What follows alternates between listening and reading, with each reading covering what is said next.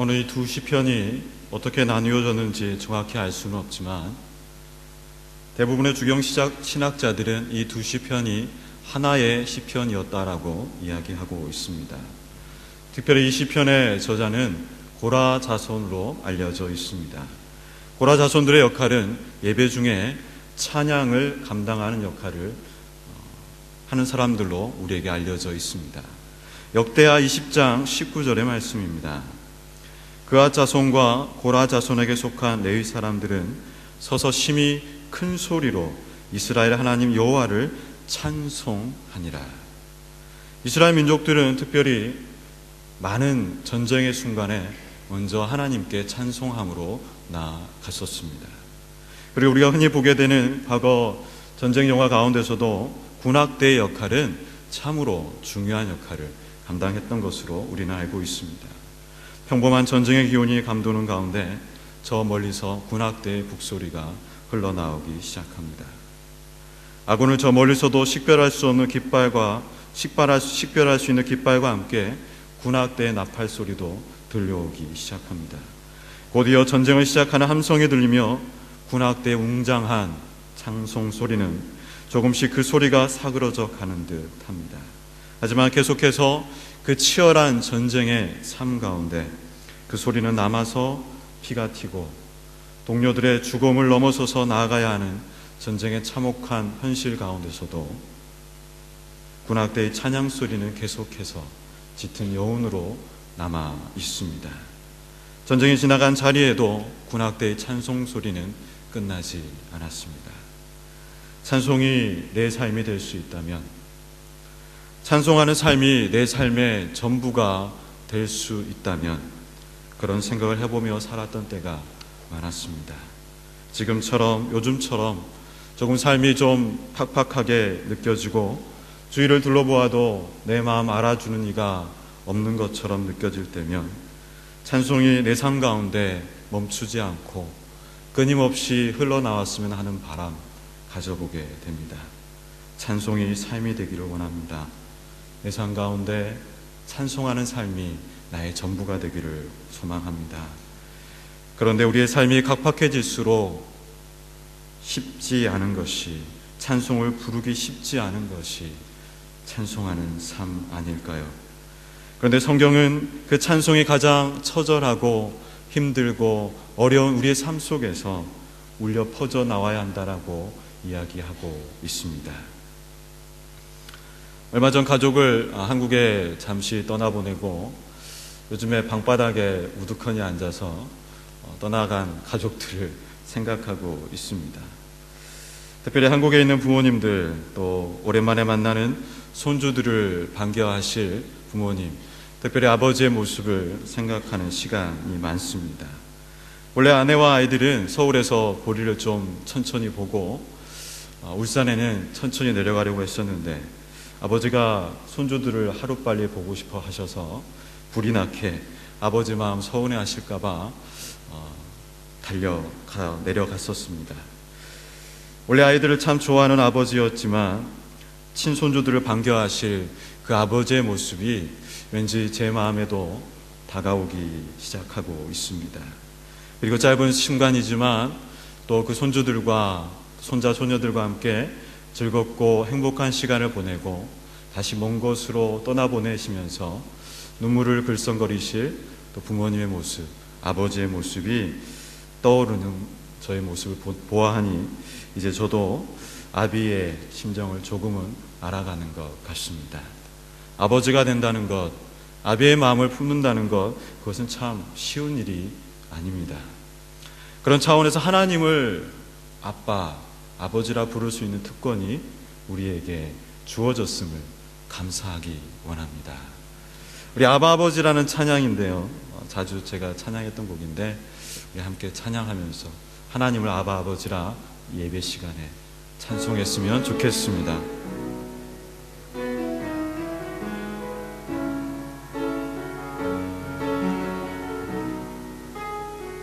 아바 아버지,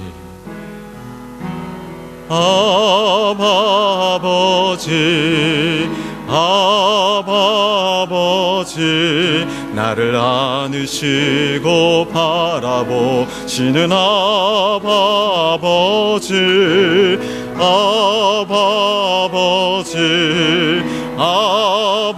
아버지, 나를 도우시고 힘주시는 다시 한번 아버지 찬양합니다.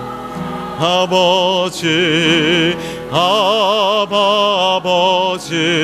나를 안으시고 바라보시는 아버지,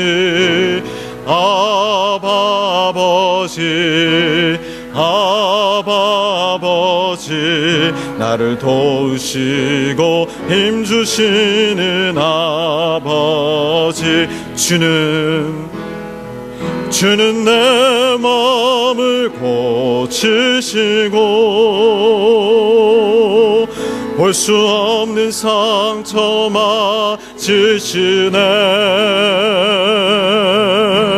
나를 아시고 나를 이해하시네. 내 영혼 새롭게 세우시네. 주는 내 맘을 고치시고, 주는 내 맘을 고치시고 볼 수 없는 상처 만지시네.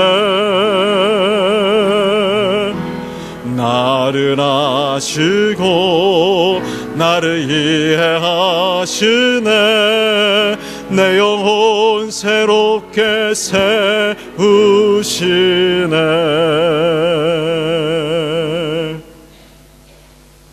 하나님은 우리에게 아버지를 아빠라, 아버지라 불리우시는 것을 참 좋아하십니다. 그런데 역설적으로 이제 우리가 그 누군가의 아버지로 서가는 것 또한 중요하리라 여겨집니다. 아비로 서는 것이 어렵고 부담스럽고 힘든 자리라는 것을 인정하기 시작할 때 이제 우리는 비로소 아비로서의 모습으로 서가는 것이 아니겠습니까? 저는 장남으로 자라났습니다. 과거 여느 한국 아버지처럼 저희 아버지도 무뚝뚝한 편이셨습니다. 그런 아버지에게 인정받고자 무던히도 노력했던 것 같은데 지금 돌아보면 아버지 마음에 한 번도 아버지 마음을 알아주었던 때가 없었던 것 같습니다. 그래서일까요? 첫째 아들을 놓고 첫째 아들과 함께 하면서도 왠지 그 꼬마에게 높은 도덕적 수준을 요구하고 작은 것 하나에도 시 용납하지 못하는 못난 아비였습니다. 우리는 누가복음 15장에 나오는 돌아온 탕자의 비유를 잘 알고 있습니다. 기다리시는 아버지, 떠나간 둘째 아들을 노심초사하시며 기다리고 또 기다리시는 아버지. 그런데 그 가운데 그 모습을 바라보고 있는 장남의 이미지가 떠오르는 시간입니다. 평소 자신에게 이렇다 저렇다 말씀하지 않으셨던 아버지, 말수가 적으셨던 무뚝뚝한 아버지, 그 아버지의 틀 안에서 아버지의 눈밖에 나지 않으려고 부던히도 애를 썼는데 들려오는 모습은 집 떠난 둘째 아들을 기다리시는 아버지의 모습이었습니다. 아버지에게 인정받고자 반항 한번 하지 않고 그저 묵묵히 아버지 곁을 지켰는데 괜히 자신의 지난 삶이 서글퍼지는 시간이었습니다. 저의 삶도 뒤돌아보면 그러했던 것 같습니다. 많은 한국의 장남들이, 한국의 남성들이 뽑은 첫 번째 욕구는 누군가로부터 인정받고 싶어하는 욕구라고 알려져 있습니다. 그래서 결혼을 하면 아내에게 인정받고 살 줄 알았는데 웬걸요? 결혼을 통해 돌아오는 것은 박박박의 연속이었습니다. 타박과 구박과 연박과 반박. 그야말로 날마다 쏟아지는 바가지에 아버지께 인정받지 못했던 옛 자아가 또 작아지고 더 작아져 버린 느낌입니다. 그리고 자녀를 낳아 이제 자녀들에게 좋은 아버지가 되고자 노력했건만 제대로 소통하는 것을 배우지 못했던 아비는 또 실패와 실수 가운데 자녀들에게 인정받지 못하는 또 못난 아비로 살아가고 있습니다.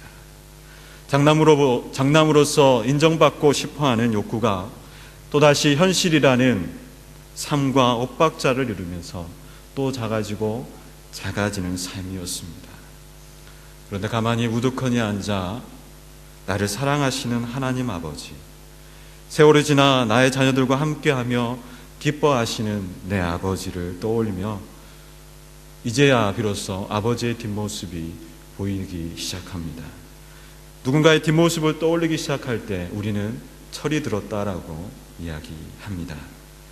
조금이라도 일찍 나를 사랑하시는 아버지의 마음을 알아들였어야 했는데 어찌할 줄 몰라 우물쭈물하다가 여기까지 오게 되었습니다. 좋은 아버지가 된다는 건 쉬운 일이 아닙니다. 그렇게 우리는 나의 진짜 아버지, 진짜 나의 아빠, 아버지, 하나님 아버지를 더 깊이 만나야만 되는 겁니다. 과거 우리 아버지도 그네들이 처한 삶 속에서 치열하게 사셨는데, 최선을 다해 살아가셨는데 그 마음 이제야 조금 알아들이고 있는 모습입니다. 우리의 완전하신 하나님 아버지께서 나의 육신의 아버지도 나의 육신의 어머니도 허락하여 주셨습니다.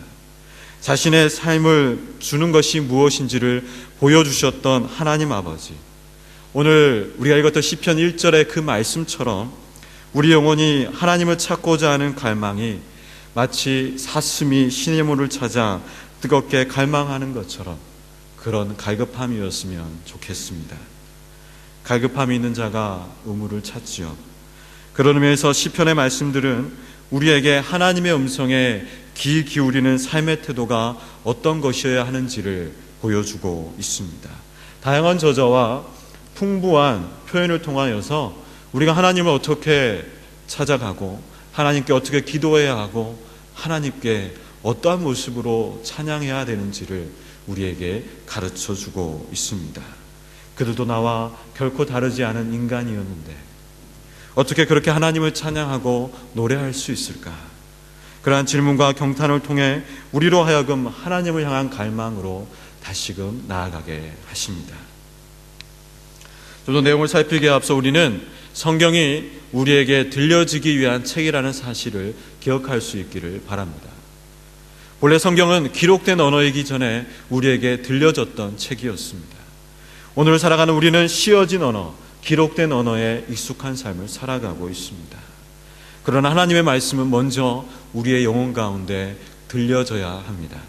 듣는다는 것은 내 삶의 영혼의 귀가 열려져야 한다는 사실을 역설적으로 이야기합니다. 오늘 이 시대 가운데 일어나는 극렬한 흉악범죄의 대다수가 그들이 어렸을 때 그들의 필요를 들어주지 않았던 사람들로부터의 상처가 그 원인이라는 사실을 다들 알고 계시리라 여겨집니다. 겉으로는 순하게 아무런 문제 없는 것처럼 살아왔지만 실제 그들의 내면에서는 치유되지 않은 상처 때문에 나의 필요를 채워주지 못했던 지난날의 나의 연약함과 아픔 때문에 그들의 내면은 너무나 시끄러워서 정작 그들이 자라나서 그들이 성인이 되어서 그들이 아비가 되었을 때 정작 들어야 할 하나님의 사랑의 메시지는 들려지지 않았다는 겁니다. 그것이 굳어져서 흉폭한 마음, 강팍한 마음으로 굳어져서 사람을 해하는 범죄를 저지르기까지도 하는가 봅니다. 시간이 갈수록 이 듣는다는 것이 얼마나 중요한지를 절감하게 됩니다. 먼저 잘 듣기를 축복합니다. 여러분 지금 하나님의 말씀을 잘 듣고 있습니까? 그리고 지금 이 세상에서 들려오는 소리로부터 의도적으로 제발 시간을 내어서 떠나 있는 시간을 가지기를 소망합니다. 세상은 큰 소리를 내는 사람이 힘이 있다 합니다.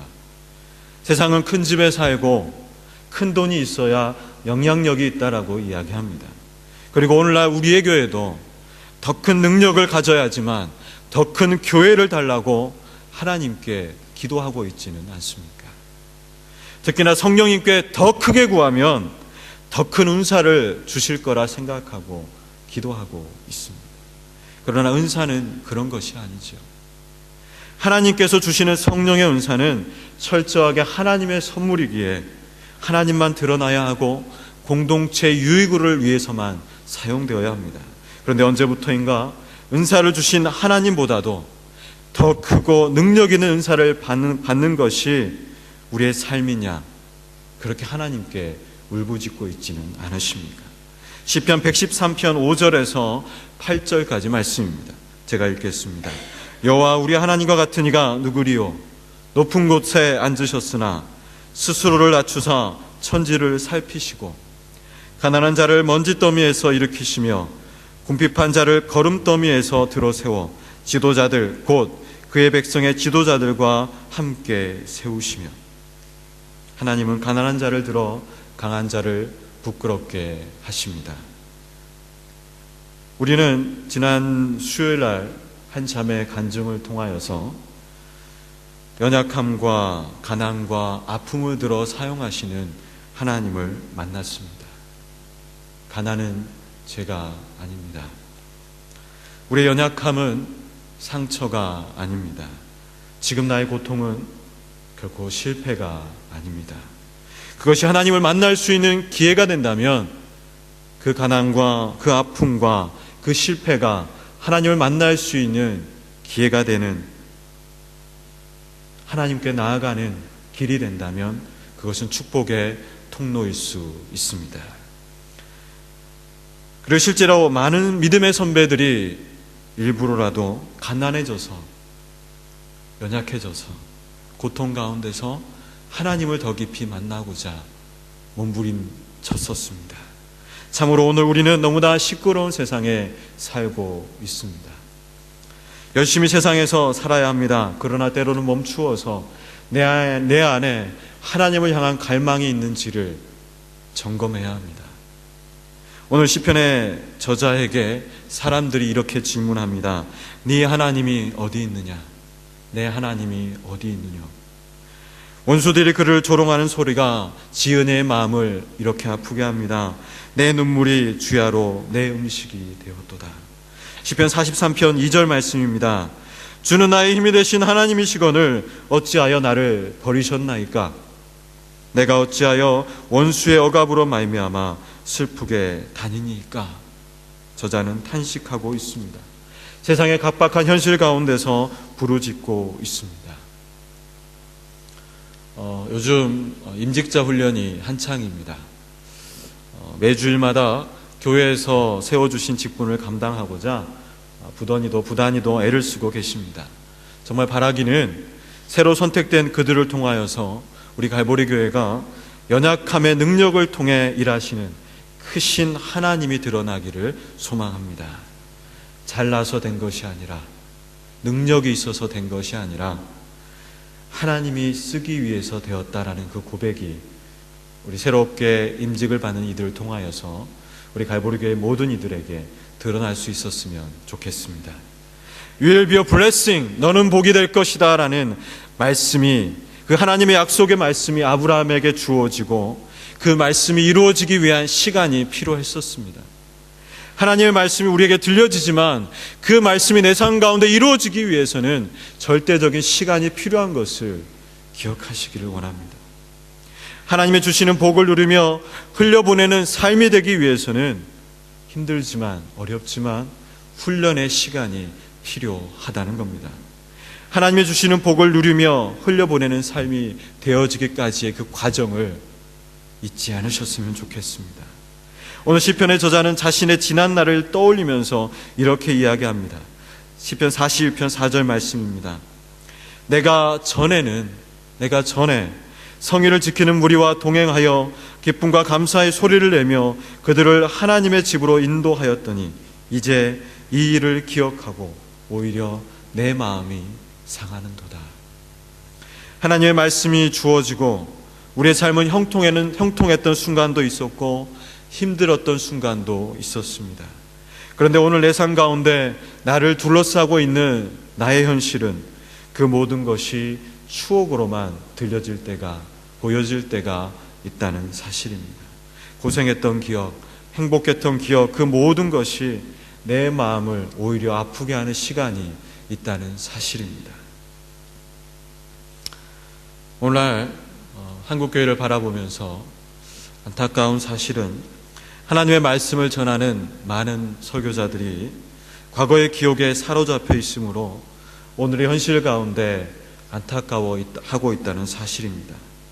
과거의 처음에는 사역의 첫 사역지에서는, 그리고 사역하는 가운데서 때로는 성공도 맛보고 말씀 앞에서 남들이 경험하지 못했던 하나님의 폭포 같은 은혜를, 그 뜨거운 은혜를 경험했던 적도 있었는데, 이제는 지치고 또 사그러져 버렸던 열정을 사모하면서 안타까워하면서 그렇게 지쳐가는 사역자들이 너무나 많이 있다고 합니다. 신대원 시절 한국 설교학의 대가라는 한 분의 교수님을 만나본 적이 있었습니다. 이른 나이에 미국 유학의 길을 떠났고 외국에서 한국 사람으로서는 처음으로 설교학 박사라는 학위를 받고 돌아오신 분이었습니다. 많은 주옥 같은 책을 소개하셨고 한국 설교학의 틀을 세우셨던 분이었습니다. 그러면서 그가 날마다 외쳤던 모토가 이것이었습니다. 성언, 운반, 일념. 오직 거룩한 하나님의 말씀만을 전하는데 전념하며 살아가겠다. 그래서 그분을 통하여 많은 이들이 설교자의 뜨거운 열정을 불태우는 도전을 받았습니다. 한 영혼에 대한 뜨거운 열정이 말씀을 통해 전해지는 것이 얼마나 보람차고 얼마나 위대한 일인지를 함께 도전받으며 설교자의 서리로 섰던 많은 믿음의 목회자들이 있었습니다. 그런데 오늘날 차가운 세상의 현실 앞에 그 은혜가 사그러들고 열정이 식어져가는 때가 되어진 것은 아닌지 돌아보게 됩니다. 특히나 오늘 한국교회, 이민교회 현실은 과거에 비해서 너무나 차갑게 얼어붙었고 빠듯한 삶 가운데 헤매고 있지는 않습니까? 한국교회는 이제 위기를 이야기하고 있습니다. 아니요, 그 위기가 고착화되어서 형식화되어서 메말라져 가고 있다라고 이야기합니다. 어찌 보면 이 뉴질랜드 교회 가운데서도 그 위기를 이제 준비해야 되는지도 모르겠습니다. 그러한 현실 앞에 마음이 아프고 힘들지만 다시 일어서십시오. 지나온 시간 내 삶을 터치하셨던 하나님을 추억으로 기억하는 것으로 끝나지 마시고 오늘 내 삶을 터치하시는 하나님의 은혜를 갈망하는 우리 모두가 되기를 소망합니다. 찬송이 그러한 힘이 있다는 겁니다. 찬양이 그러한 열정을 나 영혼의 깊은 곳에서부터 나를 깨워가는 능력이 있다는 겁니다. 내 삶이 아버지가 주신 모든 것이기에 아버지 사랑합니다. 예수님 갈망합니다. 성령님 당신만을 초대합니다. 아버지 내 삶의 모든 것이라는 찬양하면서 우리의 열정과 갈망을 하나님께 드렸으면 좋겠습니다.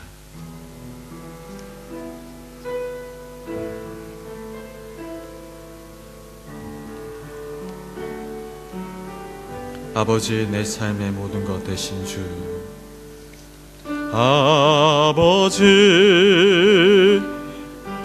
내 삶의 모든 것 되신 주,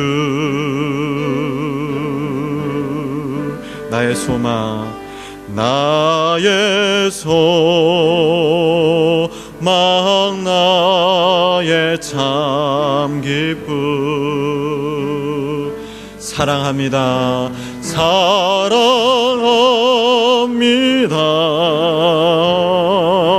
사랑합니다. 내 기쁨 대신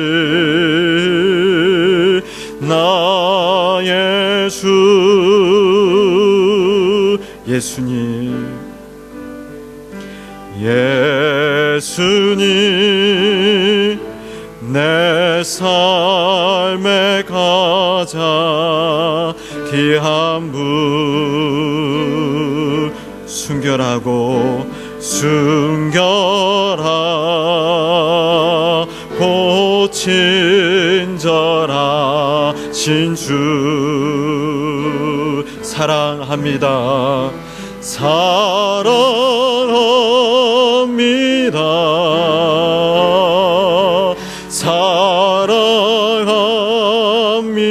사랑합니다. 내 기쁨 대신 나의 주. 마지막으로 사랑합니다. 사랑합니다.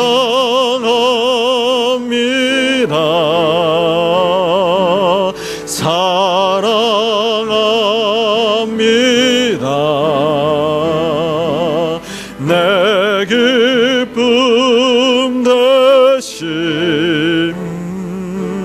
나의 주.